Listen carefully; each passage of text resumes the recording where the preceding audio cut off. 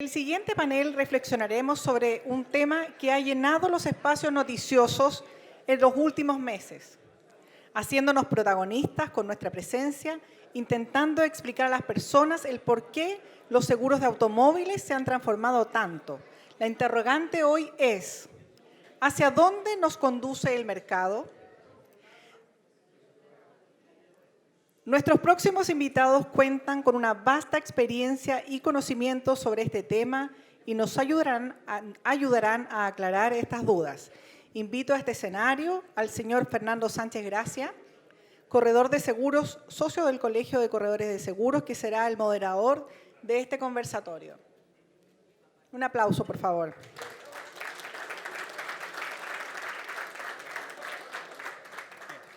Al señor Felipe Férez Serrano, gerente general de HDI.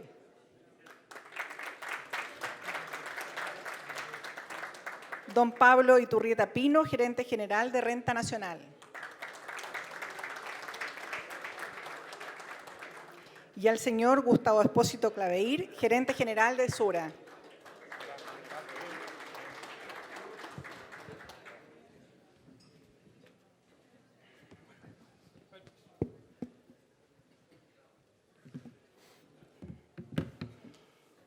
Buenas tardes, o buenos días todavía, buenos días. Primero que nada quiero agradecer al Colegio Corredores de Seguros por darme la oportunidad de moderar esta charla, ya que entiendo que no es muy habitual que un corredor de seguros desempeñe este papel. Y a ustedes, por supuesto, por estar presentes. En relación a los temas que vamos a tratar, van a ser abordar los desafíos que el mercado asegurador ha tenido que a enfrentar en estos últimos años, sobre todo después de la pandemia. Entre los temas que vamos a ver va a ser los problemas con las alzas de las primas, los problemas con los siniestros, los talleres y un montón de hechos que han ocurrido que incluso hasta, como hemos visto, en la prensa se han mostrado. A su vez, vamos a esperar que nuestros panelistas nos aporten con sus conocimientos. No todos los días tenemos la posibilidad de tener gente de 3 compañías de seguros líderes, así que desde ya les agradezco su participación. Vamos al grano.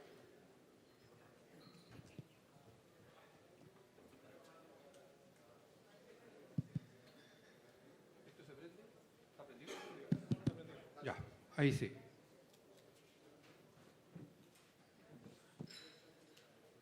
Estas son preguntas que son en general para los tres, ¿ya?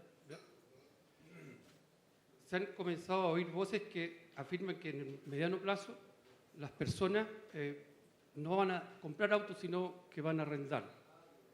¿Ya? ¿Cómo incidir? No veo. ¿Cómo incidiría en realidad esa realidad en las distintas coberturas asociadas a los vehículos? Bueno, primero que nada agradecer la invitación, Leopoldo, Fernando, por estar acá frente a todos con temas tan interesantes para compartir entre las compañías y los corredores, así que es un agrado estar acá junto con todos ustedes. Respecto al renting de auto, creo que efectivamente es una tendencia que ha ido aumentando. Las nuevas generaciones son menos propensas a comprar un auto, tienen menos ese deseo que tenía uno antiguamente, probablemente tener su primer auto, etcétera. Son mucho más prácticas y pragmáticas y eso ha hecho a nivel mundial que los renting vayan aumentando su presencia como una opción de financiamiento distinta, más que de tener una propiedad o un capital ahí movilizado. Y eso el desafío que genera a nosotros como industria, tanto corredores como compañías, es que va cambiando un cliente individual a un cliente que ya es más flota. O sea, probablemente quien contrate el seguro de ese vehículo ya no es la persona individual que lo usa, sino que el seguro se lo ofrece la compañía de renting. Y ahí es donde tenemos que cuestionarnos un poquito hasta dónde puede ir cambiando. Tal vez las coberturas sean las mismas, pero tal vez estén limitadas en formas distintas. O sea, en mi opinión, si yo fuera dueño de una empresa de renting, trataría de bajar mis costos. Y la forma de bajar los costos es tal vez asumir más riesgo en el tema de seguros, ¿cierto? Deducibles más altos, límites mucho más altos, o probablemente muchos de los servicios que hoy día se dan a través del seguro, como las asistencias, darlas como empresa como renting.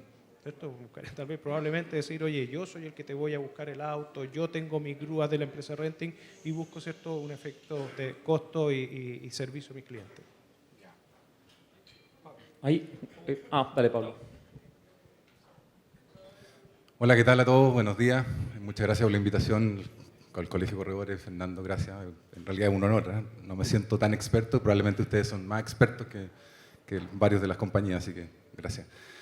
La verdad que es un tema, yo la verdad que pienso desde la perspectiva de los corredores seguros, este es un tema que pudiera ser una amenaza, como han sido varias amenazas anteriores, cuando hablamos de la banca seguro, el mercado iba cambiando en forma importante. Y sí, efectivamente, los renting que están en boga en España está ya en torno al 20%, los autos que están adquiriendo se hacen a través de esta modalidad de arrendamiento por 1 año, 2 años, 3, 4 años y está reemplazando a la compra. Y se está transformando probablemente la contratación de individual a colectiva o forma entre el renting y la compañía de seguro, y eso pareciera que deja un poco de lado a los corredores de seguros. Es preocupante, pero siempre tenemos que pensar que no van a cambiar tanto las coberturas, sino que la modalidad de transacción.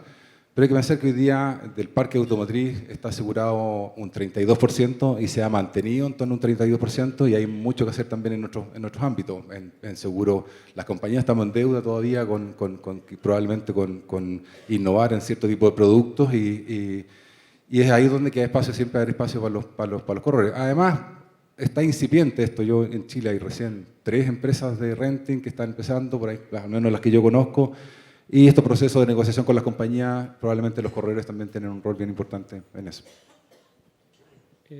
Buen día a todos. Y Leopoldo, muchas gracias por la invitación. Es un buen punto de encuentro para ver muchas caras conocidas, que pasa el tiempo que a veces uno no se lo hace, y para compartir también con mis colegas el panel. Adhiero a lo que comenta Pablo y Felipe. Yo soy positivista por naturaleza, entonces también veo una gran oportunidad, que es más allá de lo que se traslada el concepto de dueño, y es lo que están comentando los colegas, también aparece la oportunidad de ir a asegurar la persona, ¿no? Entonces quizás aparece un segmento que hoy quizás no lo estamos viendo, que es el segmento de movilidad. Entonces, cómo yo le doy cobertura a la persona, ya sea para su auto, ya sea para el auto de otro, que solo lo conduce, y la micromovilidad que pueda llegar a aparecer, que hoy ya está, que también necesita cobertura. Entonces, quizás es el complemento de todo lo que tenemos que empezar a pensarnos, ¿no? Gracias. ¿Es factible asegurar al conductor y no al vehículo? Independiente del vehículo que use, propio de un tercero, una moto, un scooter, una bicicleta. Sí, yo creo que sí. Habría que... Es ese concepto que les comentaba de movilidad, ¿no? Si lo llevamos a las coberturas que hoy conocemos, es un accidente personal, es una responsabilidad civil, se podría pensar hasta un monto de daños, ya sea si es el vehículo que vos estás usando y no es tuyo, si es que estás usando un scooter, una bici, cualquier artefacto de micromovilidad. También nos obliga a pensar un poquito, salirnos desde el artefacto. Nosotros como industria venimos pensando, cuando digo el artefacto, es el auto, la bici, la moto, que es lo que queremos salir a capturar como protección, y pensar más en la movilidad, en el concepto de movilidad, que es mucho más integral, y no importa qué artefacto estés usando, siempre tener cobertura, ¿no? Creo que ahí tenemos un desafío como industria para seguir pensando. Gracias. Nosotros lo hemos conversado y lo vemos complejo todavía, y tiene que ver con que la prima de riesgo está asociada a un bien material, digamos. O sea, obviamente la prima de riesgo de un auto, no sé, un Land Rover del año es bastante distinto que un sub de 3 años. Entonces, desde el punto de vista de pricing es difícil.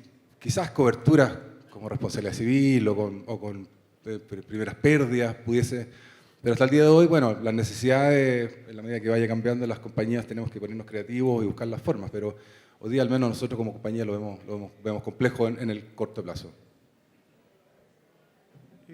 Comparto un poco lo que señalan Gustavo y Pablo. Efectivamente es factible. uno podría hasta pensar en extenderlo más y que sean seguros de daños patrimoniales, ¿cierto? O sea, ¿por qué no incluyes la casa, incluyes los otros bienes que pueda tener la persona en un único seguro, dependiendo de un cierto nivel de riesgo a asegurar? O sea, todo eso es factible, pero el gran desafío viene en el pricing, en la tarificación. O sea, cuando tú tratas de buscar tarifas planas en cosas, o tratas de cubrir, al final, ¿qué es lo que pasa? Le terminas dando la misma tarifa al señor del Land Rover, a la persona que está manejando un vehículo tal vez más económico, y termina siendo muy barato para el del Land Rover y termina siendo muy caro para el del vehículo barato. Entonces, ese plano, lo que pasa es que finalmente se aseguran los puros riesgos altos y los riesgos bajos les queda muy caro el seguro. Entonces, el gran desafío sería cómo poder tarificar algo por el estilo en escalones, ¿cierto? O en distintos rangos de patrimonio. ¿Cuáles son los principales desafíos que impone la llegada de la electromovilidad a la aseguradora? Pablo. Ya. Es básicamente, diría 2 puntos bien relevantes. Uno es el pricing.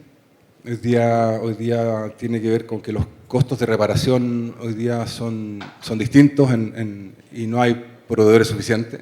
Hoy día no nos encontramos con la cantidad de talleres que tienen los vehículos convencionales que existen en electromovilidad. Entonces, desde el punto de vista de las compañías, hacer pricing es un poco más complejo. Y también desde el punto de vista de servicio al cliente. O sea, hoy día hemos hablado, uno de los temas importantes es cómo las compañías estamos atendiendo a nuestros asegurados en términos de los plazos, el tema de los repuestos. Hoy día probablemente se complejiza el tema por la red, por el tema de los repuestos, se nos hace un poquito más complejo. Pero es un desafío que tenemos que ir resolviendo en la medida que vaya aumentando el parque de vehículos eléctricos. Sí, solo como para complementar, la electromovilidad ya llegó, ¿no? Hoy tenemos buses, Ya están. más de 2.000 buses de transporte público, hay flotas, hay vehículos particulares. El concepto quizás lo ampliaría un poco más, porque no se trata solo de autos eléctricos, ¿no? Tendríamos que empezar a hablar ya quizás de movilidad sostenible, porque hoy son los vehículos eléctricos o híbridos, que también hay mucho. Ya empezamos a hablar de hidrógeno verde, hay un montón de avances que creo que se nos van a venir más rápido de lo que pensamos y cómo nos preparamos como industria para eso. Coincido plenamente con lo que dice Pablo, porque hoy lo estamos sufriendo con los vehículos no eléctricos, si lo queremos llamar de alguna manera, que es la postventa.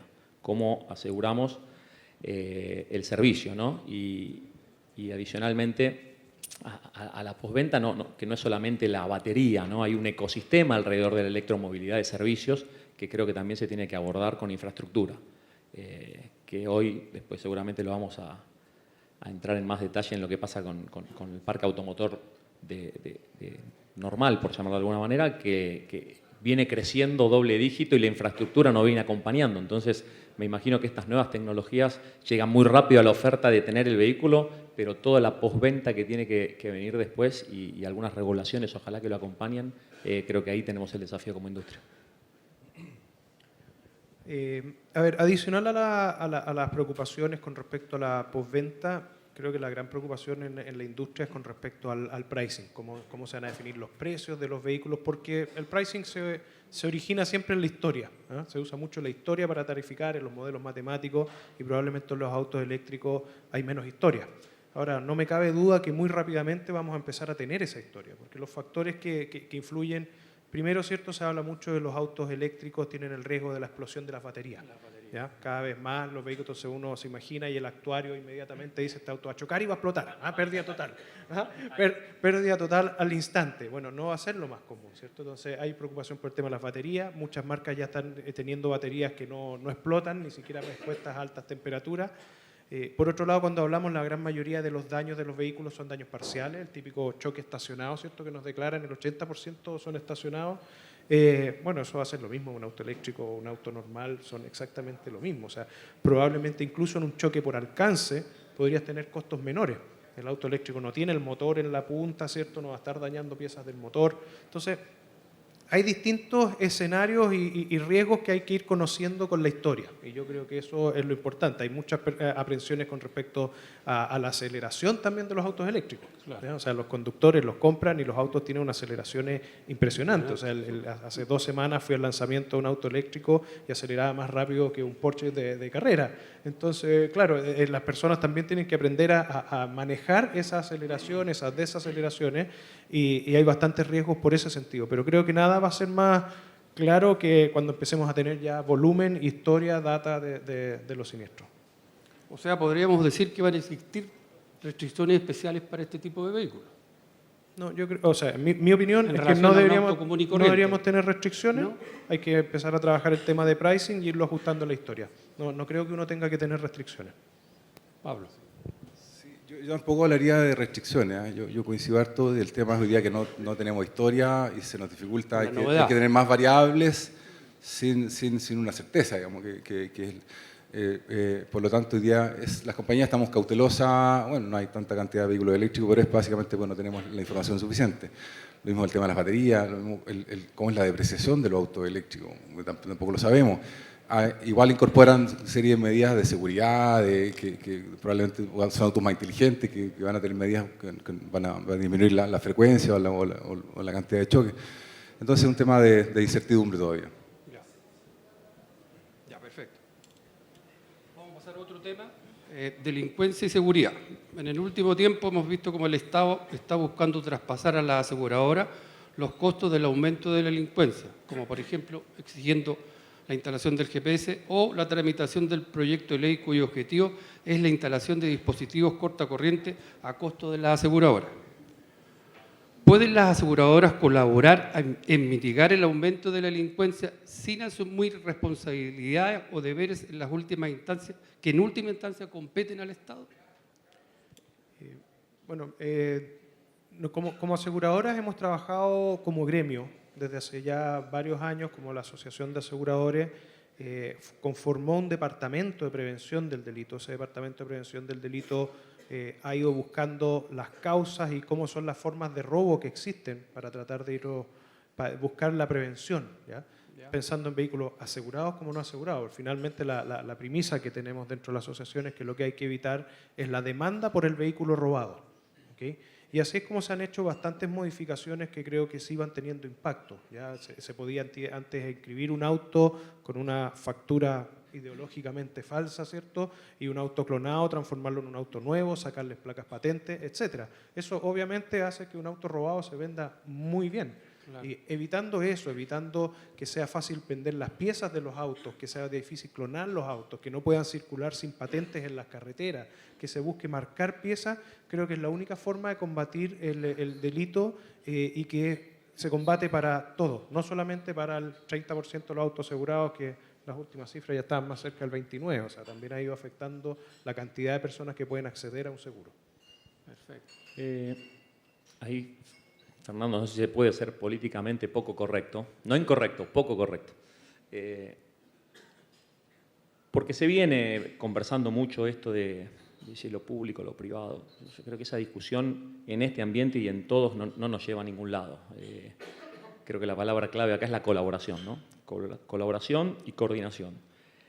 Y miremos un poco la historia. Hay una ley que salió, que vos recién la comentabas, ¿no? La ley antiportonazo para intentar bajar la delincuencia. Que creo que es una ley poco colaborativa desde la participación. Esto es mi opinión, y no coordinada. Entonces, ¿qué pasó? Hoy estamos cumpliendo, como corresponde con la ley, con una aceptación de los clientes extremadamente baja. Y por el otro lado, ¿qué es lo que pasó coordinadamente? Estas mesas público-privadas que recién Felipe nos comentaba, que participamos a través de la asociación, donde se hicieron todo el detalle de acciones que Felipe nos comentaba, y eso sí impactó fuertemente en que baje la frecuencia de robo. Adicionalmente, de las cosas que hicimos con la asociación y estas mesas públicas, también nosotros como asociación ya tenemos más de 600 puntos de lectura de patentes, de placa patentes, ¿no? Que eso se cruza automáticamente con las bases de pedido de captura. Ahí está también la coordinación, fuerte palabra nuevamente, con las fuerzas públicas para salir a recuperar. Ya tenemos recuperado más de 1000 vehículos. Esto apunta no solamente a los vehículos asegurados, sino a vehículos asegurados y no asegurados, que al final del día lo que tenemos que buscar con estas acciones es cómo mejoramos la industria. Y la industria lo hacen los clientes, como recién decía Pablo, ese tercio de clientes que están asegurados, pero hay 2/3 del parque automotor que no lo está. Y estas acciones nosotros no distinguimos si esto que estamos haciendo es para un vehículo asegurado o para un vehículo no asegurado, porque a lo que apuntamos, el propósito de estas acciones es el delito, no es que tengamos más o menos recuperos, ¿no? Y la ley lo que está haciendo es vayamos a poner un GPS y uno podría pensar, ok, el GPS que no está funcionando sería para recuperar el auto, no evitamos el delito. Nosotros lo que tenemos que tratar de tomar acciones es que la persona no esté a riesgo en un momento tan complicado como es el robo del auto, ¿no? Que puede pasar cualquier cosa, es evitar eso, no es recuperar el auto. Recuperar el auto, fantástico si lo recuperamos, y si no, para eso están las aseguradoras, pagamos. Claro. Pero a su vez, desde el punto de vista del asegurado, del cliente, todos esos costos al final se le terminan traspasando al asegurado. El Estado se los pasa a la compañía de seguro y a su vez las compañías de seguro tarde o temprano se lo van a pasar al asegurado. ¿Está bien así? Sí, al final el pricing considera todas las variables que se pueden meter en los modelos. Yo comparto, es complejo el tema y probablemente alguna iniciativa como esto del dispositivo no han sido muy efectivas. Son más efectivas la iniciativa público-privada y la coordinación, efectivamente de estar coordinado en el trato de la delincuencia. Y sí, la verdad que la ley estableció que las compañías tenemos que entregar un dispositivo y el asegurado tenía que ser quien lo conectara de tal modo que pudiera ser rastreado. Y eso no, en la práctica no ocurre. La verdad que muy poca aceptación, muy pocos asegurados finalmente lo conectan y tienen empresas de monitoreo. Así que iniciativas como esa no han sido muy efectivas. Y sí, coincido con Gustavo, es la iniciativa público-privada, estos comités que hemos estado trabajando en colaborar, en tomar medidas como esta. ¿Es bajo el porcentaje de las personas que aceptan los GPS? Muy bajo, es bajísimo. Nosotros lo ofrecemos a través de todas las instancias y muchos que aceptan finalmente no terminan tampoco conectándolos. Para poner un dato, en nuestro caso en particular es menos del 1%.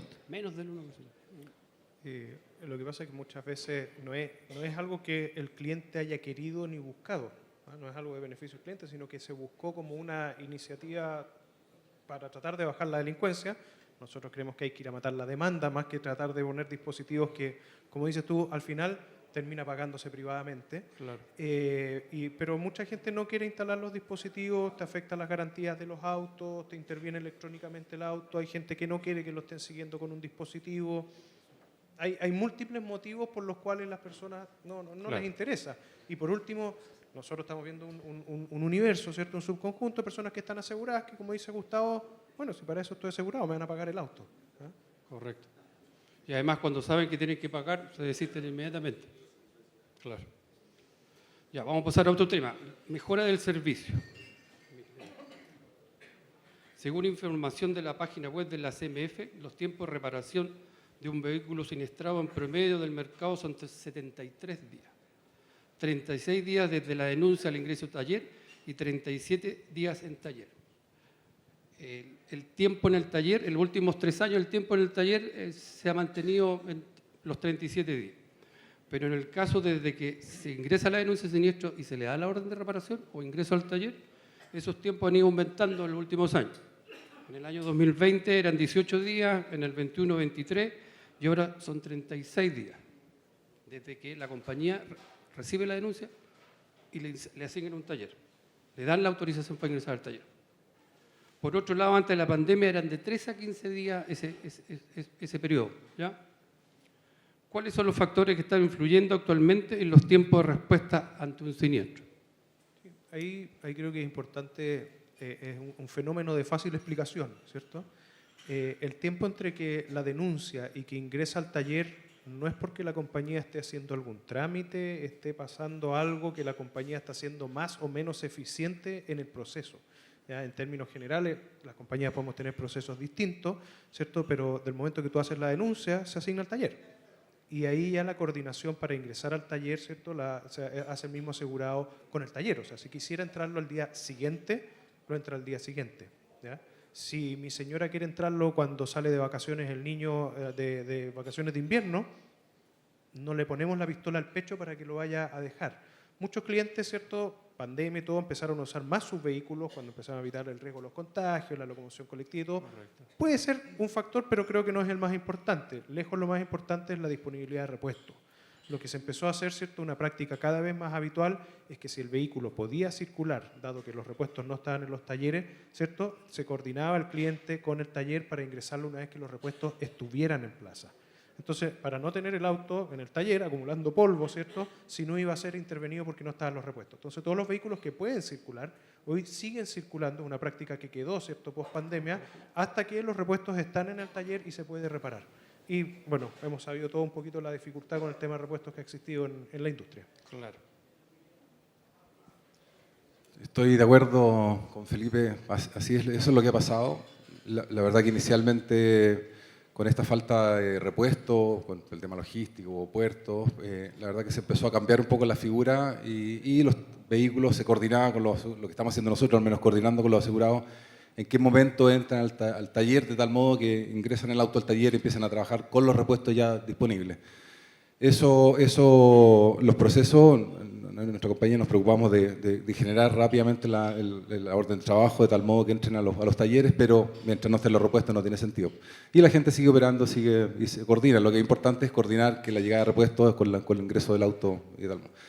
Y el tema de los talleres, bueno, los talleres se ha mantenido un poco, pero quisiéramos que fuera un poco más lento y los talleres igual están un poco colapsados porque no crece la disponibilidad de talleres al mismo nivel que crece el parque automotriz. Siempre hay un pequeño rezago, de tal modo que eso, siempre estamos un poco con un cuello de botella ahí. Pero es básicamente eso. Yo creo que desde la perspectiva de los asegurados, esta coordinación que están haciendo la compañía, repuestos con disponibilidad en el taller, les facilita, siguen con el auto funcionando y lo ingresan en el momento que empiezan a trabajar. Sí, básicamente es lo que comentan los muchachos. Es eso. Pero ¿es perfectible eso? ¿Esos tiempos los pueden mejorar ustedes?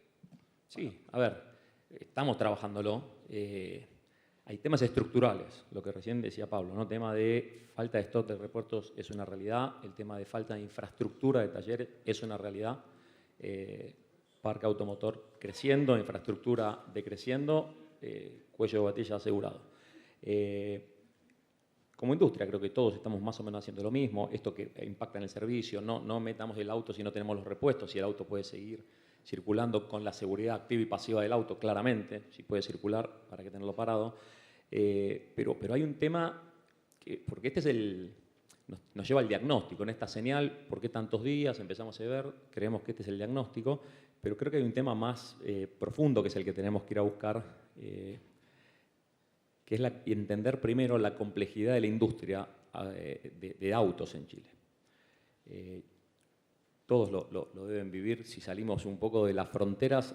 Como en Chile hay pocos países que uno ve la cantidad de marcas y modelos. Vos vas por la calle, ves autos y no sabes ni qué, tenés que estar mirando, que eso está muy bueno desde el punto de vista de la oferta, ¿no? Porque yo puedo elegir algo que me guste, no necesariamente si es masivo o no es masivo. Tengo un Lotus, Tesla, hay de todo y está buenísimo. Desde el lado de la postventa es muy, muy complejo. Tenemos en Chile más de 1.800 marcas y modelos.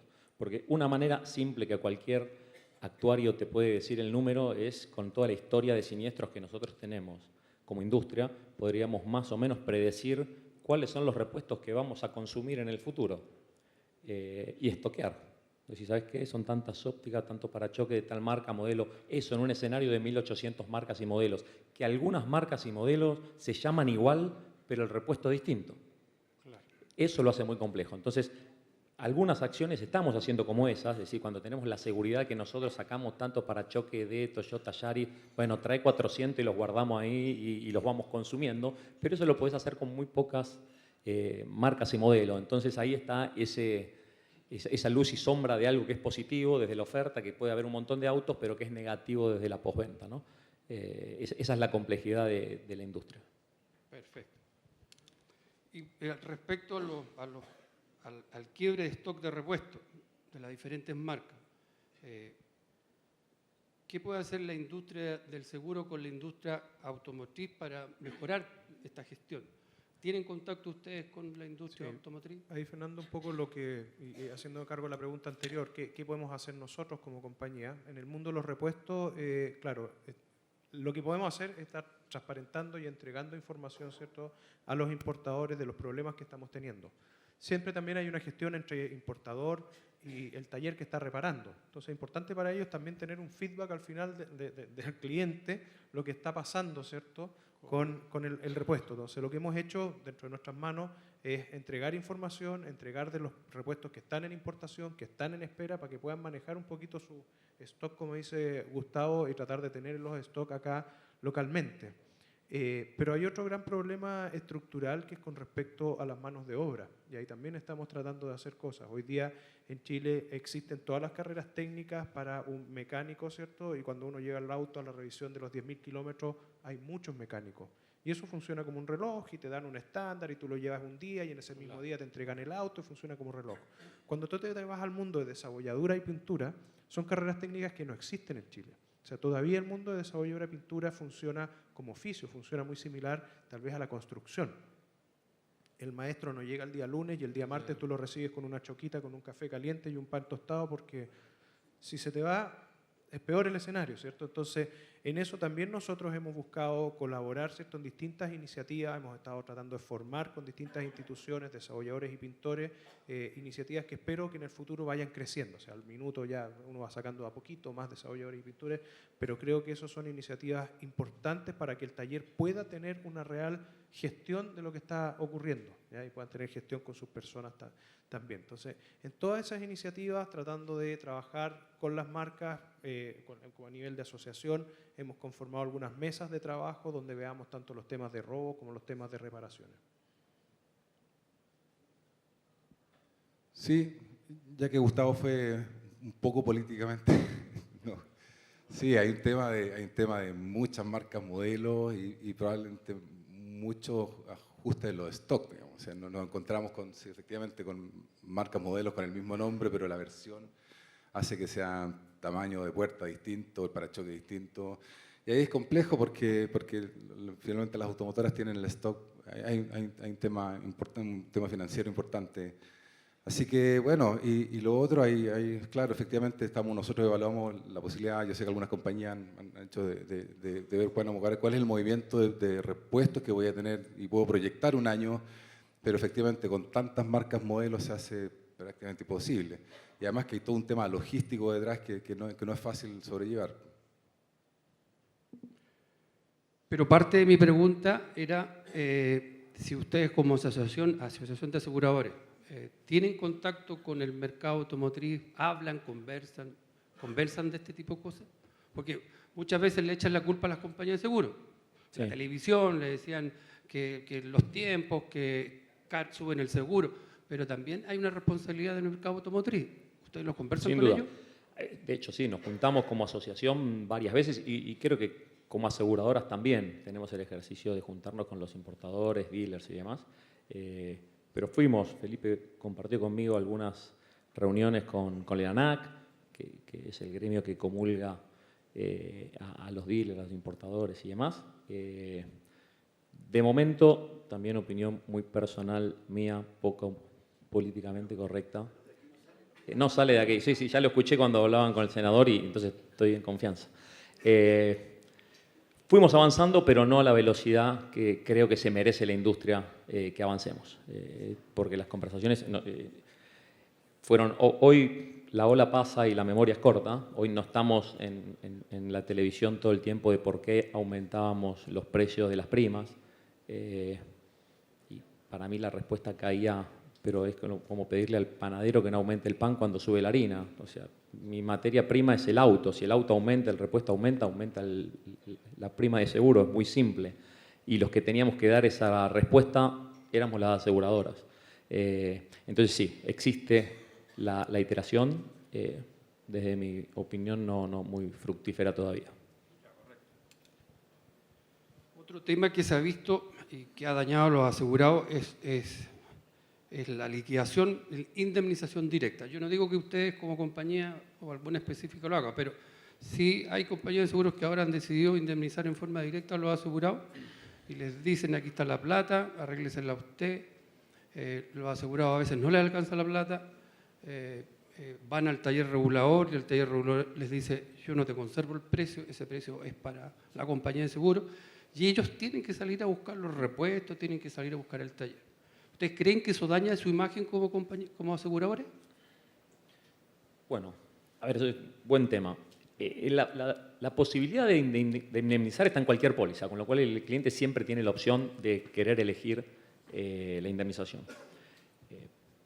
Desde la responsabilidad de las aseguradoras creo que no es el camino correcto. Nosotros al final del día, más allá de la transacción de lo que significa la transferencia del riesgo y te doy un cheque, para nosotros sería lo más simple que sea un producto indemnizatorio, es lo más simple, es meter tecnología para que los procesos sean livianitos, rápidos y sale la indemnización como un reembolso de gasto médico.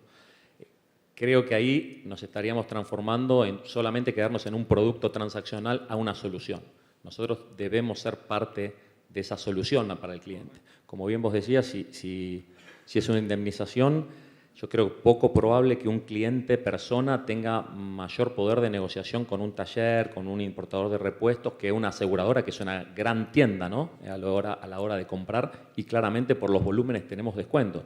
Entonces, es como que ese camino sería en contra al cliente. Eso por un lado. Y por el otro lado, un riesgo desde el punto de vista de la seguridad vial, porque lo que puede pasar, no digo que sea representativo, pero en épocas de, como decimos nosotros, de vacas flacas, nosotros podemos indemnizar a clientes para que reparen el auto y el cliente toma la indemnización y quizás está apretado con otras prioridades y va al supermercado en vez de reparar el auto y ese auto queda con daños y eso empieza a circulando, ¿no? Y eso impacta en la seguridad vial y en la sociedad al final del día, porque son vehículos que quedan comprometidos en su seguridad activa y pasiva en algunos casos. Entonces, eso es un riesgo que como sociedad no sé si tendríamos que tomar. Sí, yo comparto con Gustavo, pasaríamos a hacer una póliza meramente transaccional y no es lo que buscamos las compañías, nosotros como compañía no lo hacemos, pero hay casos en los cuales con todo esto del tema logístico, con todo el tema de la complejidad de los repuestos, la cantidad de marcas, modelos, y realmente no están los repuestos en plaza. Y pasan los meses y finalmente el propio asegurado, a instancias de él, las compañías hacemos, ¿sabe qué? Le indemnizamos, cuando muchas veces pueden ser piezas que pueden ser reparables o que el mismo asegurado puede decir, ¿sabe qué? Ya indemníceme y puedo reparar la pieza. Es complejo, no es lo que buscamos, pero ha sido o se ha dado en algunos casos o ha aumentado un poco la tasa de eso, básicamente por la complejidad en todo el tema logístico de repuestos que hay. Pero no es lo que buscamos nosotros, yo entiendo que ninguna compañía es lo que busca, porque en el fondo se generan estos temas de riesgo y finalmente lo que nos interesa a la compañía es dar un servicio completo. No tengo mucho que agregar. La verdad es que efectivamente sería la forma de sacarse todos estos problemas que tú nos preguntas de taller, repuestos, tiempo, etcétera. Pago y me olvido, la póliza lo permite, pero el cliente cuando contrata está contratando un servicio. Y no es solamente un tema transaccional, por mucho que nosotros queramos mirar la póliza y eso es, el cliente está comprando con otra expectativa. O sea, el cliente está buscando a alguien que le resuelva el problema en el momento de su siniestro. Y pasarle la plata, sabemos que no le va a resolver el problema. Gracias. Vamos a pasar a prima de seguros y factores influyentes. El aumento de la prima de seguros para ciertas marcas y modelos de vehículos se debe únicamente a factores de siniestralidad o existen variables adicionales que incrementan su valor. Bueno, cuando hablas de siniestralidad estás englobando todo, ¿cierto? Porque la siniestralidad es provocada por los robos, por los choques, por todo. Entonces, en el fondo, la respuesta directa sería sí, es por siniestralidad. Ahora, ¿cuáles son los factores que afectan principalmente a esa siniestralidad? Lo mencionó Gustavo al pasar en una de las preguntas, si el auto subió de precio. O sea, eso fue el principal impacto en los últimos años. O sea, autos que costaban 10 millones hoy día cuestan 18 millones. Una camioneta que vi hace muy poco, ¿cierto? Una Ford F-150 del año 2018, en el año 2020 costaba 18 millones. Esa misma Ford del año 2018, tú la cotizas hoy día en Chile Auto, vale 32 millones. La misma, no con diferencia de edad, o sea, la misma con más kilómetros y 3 años más encima. Entonces, obviamente eso impactó muy fuerte los costos de los siniestros, pues los pagos de las pérdidas totales. Si a eso le sumas entonces que el robo, ¿cierto? Que todo el mundo ha comentado el robo porque es lo que suena más públicamente, pero bueno, también estabas pagando robos de vehículos más caros. Y a eso tienes que sumar los repuestos más caros, ¿cierto? Y todas las dificultades de los repuestos que no estaban, traerlos en formas aéreas, traerlos en importaciones directas más caras. Todo eso fue implicando un aumento en los costos de los siniestros y en la siniestralidad, por tanto.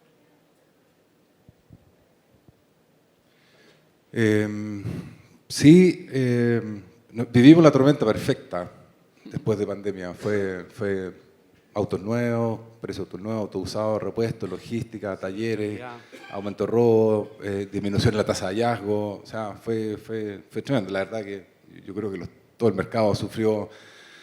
No esperábamos esa avalancha de siniestros, incluso en términos de frecuencia, ¿no? Se nos vinieron mucha gente que no había anunciado. Estábamos todos contentos, entusiasmados con los resultados y se nos vino, la verdad, la tormenta perfecta. Fue tremendo.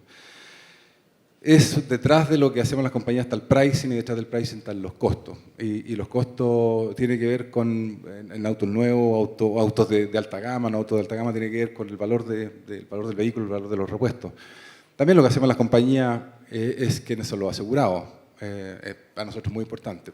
O sea, con lo que hace con los bancos, su tasa de interés tiene que ver con el riesgo que asocian a un cliente. Nosotros hacemos un poco lo mismo. Así que no hay ningún factor adicional, es solamente un tema de precio y costo y cómo se nos han crecido a las compañías. Sí, solo agregar un complemento que sí, la siniestralidad es lo que dicen Pablo y Felipe, pero también se considera quizás un poco los índices de reparabilidad de los autos, que quizás no están muy ligados con el costo, pero que sabés que a la hora de tener un siniestro la vas a pasar un poquito peor. Entonces hay, de hecho, y todo está asociado al gasto, ¿no? Porque dentro del pricing están los gastos que las aseguradoras tenemos para mantener toda la infraestructura alrededor de la reparación, en este caso de los autos. No es lo mismo reparar un vehículo que vale 10 millones de pesos y que sabés que tenés cierta infraestructura o los repuestos al alcance que uno que sabés que por las características no lo tenés. Entonces vas a tener que sacar de la cadena de producción ese siniestro para llevarlo por otro lado con otros costos asociados. Entonces nosotros intentamos tomar parte de ese costo adicional y llevarlo a la tarifa. Y también para algunos productos, pero que son más de nicho, que es todo lo que es asociado a la telemática, también los hábitos de conducción también son parte de los factores que influyen en la tarifa. Pero en resumen, lo más pesado claramente son los costos. Esta pregunta es buena que se haga pública, porque una de las mayores preguntas de los clientes son ¿por qué suben tanto las primas? A ellos les cuesta entender, porque de un día de 15 se les subió a 30. Entonces, es bueno que se haga público este tema. Sí, y es tal cual lo que ha pasado. Dar las explicaciones generales para el público en general. Incluso en renovaciones, que yo sé que ustedes los corredores tuvimos tantas discusiones, tantas conversaciones. Bueno, si un cliente es bueno y ha mantenido una precios que eran de hace 3 años con otra estructura de costo, con otra realidad. Y todas las compañías hicimos un esfuerzo en subir los precios, no solo de las de ventas nuevas, sino también de las renovaciones, y está asociado estrictamente a un tema de estructura de costo. Estoy de acuerdo que es muy importante que salga públicamente porque ha costado explicarlo y hay gente que ha tratado de interpretarlo de una forma distinta. Y en eso creo que vi una entrevista algún tiempo atrás de Leopoldo al respecto y creo que tiene muchísimo valor que salgan ustedes como corredores, ¿cierto?, informando los motivos, porque es distinto que lo digan las compañías donde tratan de buscarle, ¿cierto?, una segunda vuelta al tema. Habían periodistas que hablaban incluso de usar la palabra abuso, ¿cierto?, en unos ciertos programas de televisión, y creo que la comunicación que pueden hacer ustedes como corredores es tremendamente importante y más transparente para la gente que salga de los corredores que de las mismas compañías. Correcto. Déjame agregar un último punto todos trabajamos en seguro hace muchos años. Yo llevo más de 30 años en la compañía. Me veo joven, pero soy viejo en realidad. Este es un mercado, yo siempre lo digo, nosotros tenemos 17 sucursales a lo largo de Chile, viajo, conozco muchos corredores de regiones. Siempre, este mercado es ese mercado que uno estudia en la universidad, es un mercado altamente competitivo con muchos actores, muchas compañías, muy agresivo en términos comerciales, con intermediarios, mucha cantidad de intermediarios que van regulando el mercado, muy regulado por la institución, por la CMF. Tenemos un consejo de autorregulación, tenemos incluso un defensor del asegurado que media entre los asegurados y las propias compañías que nosotros mismos financiamos a través de la Asociación de Asegurados. Es un mercado muy competitivo. No sé si el mercado, estoy hablando del mercado de seguros generales en general, en todos los ámbitos. Pero ese defensor del asegurado son ustedes mismos, la compañía. Es un defensor que es independiente, que bueno, depende de la Asociación de Aseguradores, pero que ha fallado, créeme que falla en contra de la propia compañía. Nosotros tenemos varios casos en los cuales nosotros hemos determinado, o el liquidador ha determinado, y el defensor del asegurado dicta lo contrario. Nos pide antecedentes a la compañía y falla, como lo puede hacer el CERNAC o la misma CMF hasta cierto monto 9F, y determina. Entonces, la verdad que con tantos canales, tantos actores, la banca, los retail, o sea, este es un mercado muy competitivo. Créanos, no sé, nosotros, a mí me parece bien lo que dice Felipe también, que también ustedes como gremio también es importante que salgan en defensa de esto, porque si hay un mercado competitivo es el mercado de seguros generales, sin ninguna duda. Yo me siento muy orgulloso de trabajar en este mercado. Solo agregar una cosa, yo soy defensor del asegurado. Suena un poco extraño, pero efectivamente es del gremio, pero actúa en forma totalmente independiente. Yo estuve mucho tiempo a cargo de las áreas de siniestro en la compañía y creo que es una gran solución ofrecerle a los clientes cuando existe alguna disputa, ¿ya? A veces no somos dueños de la verdad, ¿cierto? El liquidador está viendo, está interpretando una cosa de una forma, el cliente tiene otra situación y yo te diría que cerca de un 40% de las veces falla a favor del asegurado, ¿cierto? Y la compañía está obligada a pagar en ese minuto sin cuestionar nada. Y nosotros nos ha servido, ¿cierto?, incluso para tener feedback, para cambiar ciertos criterios de liquidación en algunas ocasiones y en otras el cliente se queda tranquilo que no es, ¿cierto?, porque la persona, el liquidador que tiene al frente no le quiere pagar, sino que es porque hay argumentos sólidos que no tiene cobertura lo que está discutiendo, ¿cierto? Tiene algunos límites de monto, pero la verdad es que para el asegurado es totalmente gratuito y no tiene ninguna, no lo amarra, o sea, si después quiere seguir otro proceso, da lo mismo. Pero creo que la experiencia, sugiriéndole a los asegurados usarlo y que ustedes como corredores cuando tengan problemas, disputas, les sugieran usarlo, es muy bueno. Gracias. Es bueno aclarar estas cosas porque en conversaciones con colegas muchas veces uno dice, o nos decimos, conversamos, pero son las mismas compañías. Entonces es bueno que ustedes salgan a defensa de ustedes mismos para que queden las cosas bien claras. ¿Vale? ¿Qué factores creen ustedes que frenan una mayor expansión de este mercado? Porque ahora hay un mayor crecimiento de prima, pero es producto de las alzas de las primas. Yo hablo de tener más clientes, más personas aseguradas. Sí. ¿Hay innovación en base a eso? Hay, pero creo que debe haber más. Es un camino de ida. Partiendo de la base que tenemos que intentar, hoy el cliente, por suerte, globalización, hiperconectividad y demás, un montón de tendencias, el cliente claramente ya no distingue una experiencia de una industria de otra, ¿no? Yo compro algo por Amazon, aprieto 2 botones, el producto está en Estados Unidos y aparece en mi casa en X tiempo y yo sé dónde está todo el tiempo y me dice, pasó de acá a acá, ya lo tiene esto, y está buenísimo. Porque muchas veces las experiencias es ir matando incertidumbre. Cuando uno compra el producto, yo no espero que llegue mañana, pero si llega, me dice que llega en 15 días, lo voy siguiendo y ojalá llegue en 15 días. Entonces, esa experiencia de cliente, hoy, como les decía, el cliente no distingue, esto es un Amazon, esto es una póliza de seguro. Y nosotros todavía creo que no lo hacemos fácil, ¿no? Desde la experiencia de la compra de la póliza hasta la liquidación de alguno de los siniestros. Y partiendo de la base que hablamos difícil, ¿sí? Todavía seguimos hablando de prima, seguimos hablando de deducibles, seguimos hablando POL, CAT, número tal. Yo no sé si alguien, bueno, en este ambiente seguramente sí, pero ¿realmente creemos que doña Rosa se lee las 40 hojas que tiene una póliza de auto y la entiende? Yo creo que no. De nuevo, mi opinión. Obviamente de la mano también tiene que venir la regulación en acompañarnos, ¿no? Yo me imagino una póliza de auto de 3, 4 carillas. Que alguien lo lea con 3 dibujitos, te cubre, no te cubre. Entonces eso te da la posibilidad de acercarte a un segmento de hoy no clientes y poder capturarlos y enamorarlos. No despacharle las pólizas, sino que realmente se genere una necesidad y ese cliente lo entienda, seamos cercanos, le hablemos como se habla hoy en el día a día y no con tanto tecnicismo para ir a capturar esos nuevos segmentos. Eso no es innovación, eso es higiénico. Desde el punto de vista de la innovación, yo creo que fuimos avanzando mucho, invisibilizando procesos, desapareciendo procesos.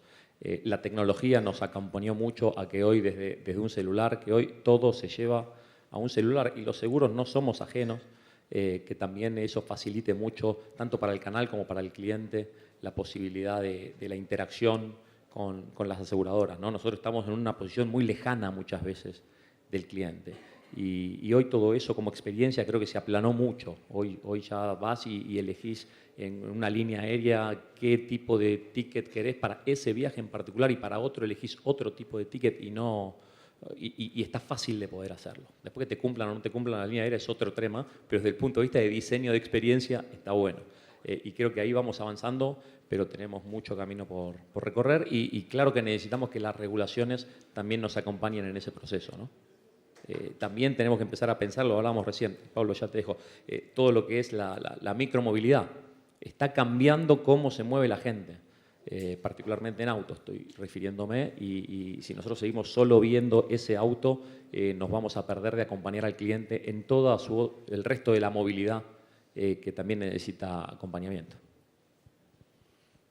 Sí, yo sí, muy de acuerdo con Gustavo. Me agregaría solo que así como digo que este es un mercado que yo lo encuentro muy competitivo, muy sano, muy transparente, tenemos que empezar a hablar más, no solo nosotros las compañías, sino ustedes también de los beneficios del seguro. El mercado responde muy bien. Yo siempre hablamos del terremoto 2010, que fue tremendo. El mercado respondió rápido, respondió bien. Yo no sé cuántos casos de los correos que están acá las compañías no pagaron o pagaron mal. Respondió muy bien en tiempo y forma. La cantidad de siniestros que tuvimos, la cantidad de siniestros que manejaron los liquidadores externos fue impresionante. No obstante, respondimos en tiempo, en forma y bastante bien. Y ante los reaseguradores, que son quienes nos respaldan financieramente, fue un proceso casi perfecto.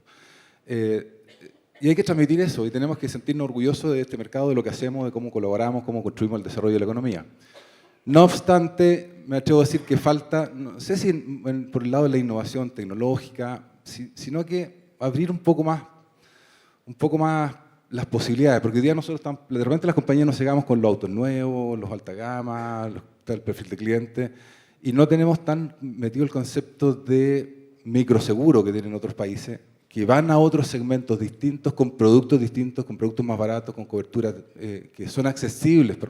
Hablábamos de que el mercado del parque automotriz solo un 32, un 33% está asegurado.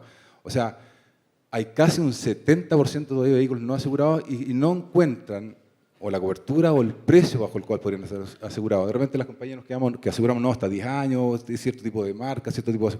Y quizás yo hago un mea culpa como compañía, es buscar alternativas un poco distintas. Y ahí hay un trabajo desde las compañías y también de ustedes los corredores. Les cuento solo dos experiencias que nosotros hicimos alguna vez, un intento, un producto que se llama Ahorro Móvil, que bajo siniestralidad, una experiencia de siniestralidad favorable, devolvía o a la renovación tenía un aporte importante. Nos costó mucho, con un grupo de corredores funcionó perfecto, con otro grupo de corredores no hubo caso. Otro producto que tenía ciertos daños, cubría ciertos daños mecánicos, que eran los básicos, para no complicar, y los corredores no querían, porque decían, este es un cacho, yo vendemos esta póliza va a ser un cacho por los asegurados, no van a entender y no me quiero comprar. Entonces, ustedes como corredores también tienen un desafío de ir a ese mercado que no estamos llegando y que las compañías quizás tenemos un ojo un poco tapado. No tengo una respuesta a esa pregunta.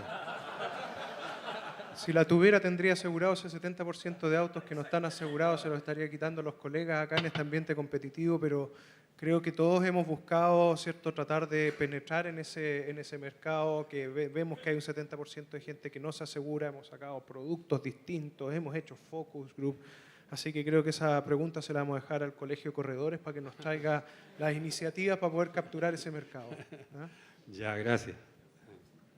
Ya, la última pregunta. Y tiene relación con el multicotizador del Colegio de Corredores de Seguros. Tema que se va a presentar a continuación. Ustedes fueron los que nos han acompañado en este proyecto. Sí. Se los agradezco porque hicimos un trabajo con hartas compañías de seguros, pero ustedes fueron y nos respaldaron inmediatamente. ¿Qué los motivó a querer participar en forma inmediata en este proyecto tan importante para el Colegio de Corredores de Seguros? ¿Y cuáles creen ustedes que pueden ser las expectativas de este? Y así nos ayudan de pasar a vender el producto. Voy a responder las expectativas. Primero, las expectativas es que vendan ese 70% que nos asegura que hagamos de decir. Eso, esa Esa es la expectativa. Estamos Pero aportando, la verdad, la motivación va porque creemos que es el camino correcto, que son herramientas, ¿cierto?, que apoyan a todos nuestros corredores a poder hacer cotizaciones en un mundo competitivo, como ha mencionado Pablo, que es muy correcto, y les facilita el trabajo para poder llegar a los clientes en forma rápida y oportuna, con mejores propuestas, ¿cierto?, de seguro, y el mundo hacia allá, o sea, ir aportando en digitalización, simplificación, todo en pro del servicio a los consumidores. Así que creemos que va en el camino correcto y estamos muy contentos de estar apoyando la iniciativa. ¿Qué nos motivó? Yo te lo iba a preguntar a vos, porque yo me acuerdo que viniste vos y Leopoldo, y ¿había opción de no hacerlo? Yo no me lo... Claro, yo no me di cuenta. No, fuera de broma. Yo creo que una muy buena parte de la oferta de valor que las aseguradoras podemos dar para los canales, ¿no? Y con la tranquilidad de la libre competencia. A mí no me asusta o no nos debiese asustar que nos comparen ofertas de distintas aseguradoras. Fantástico. Y en vez de que un corredor esté entrando a una página, tomando una cotización, entrando a otra, después comparando, que haga el trabajo una sola vez y pueda ver todo el abanico de ofertas, me parece súper positivo como propuesta de valor y como eficiencia y eficacia, ¿no? Porque todo ese tiempo que el canal está yendo y viniendo con distintas aseguradoras, cargando los mismos datos 200 veces, ojalá lo pueda usar para la prospección y para lo que decía Felipe recién, ¿no?, de ir a capturar esos 2/3 del mercado o del parque automotor que no tienen seguros. Sí, lo mismo. Ninguna posibilidad de decir que no. Siempre decimos somos una compañía de corredores tradicionales como ustedes, tenemos una relación de años, desde Juan Enrique Unich, cuando fundó la compañía. Y felices de apoyarlo. También comparto con Felipe, estas plataformas de comparación le hacen bien al mercado, nos hacen ajustarnos nosotros entre compañías, aumenta la competencia y es una muy buena herramienta para ustedes. No todos los corredores tienen quizás los sistemas o las posibilidades, hacen mucha pega manual que tienen que hacer. Usted les corre cotizar una compañía, cotizar otra compañía. Esto les permite rapidez, agilidad, eficiencia, y para nosotros las compañías, sí, efectivamente, vamos por esos 2/3, ampliar el mercado y seguir trabajando con ustedes como siempre lo hemos hecho. Así que gracias por invitarnos y felices de colaborar con el colegio. Gracias. Para mí como corredor es fantástico, porque cotizar en 5 minutos 8 compañías, 3 compañías, las que sean, es un avance gigante. Bueno, en el nombre del colegio, muchas gracias por participar. Gracias a ustedes. Muchas gracias. Vamos por ese 70%. Por favor, manténgase en el escenario. Van a recibir un reconocimiento. Ariel, el señor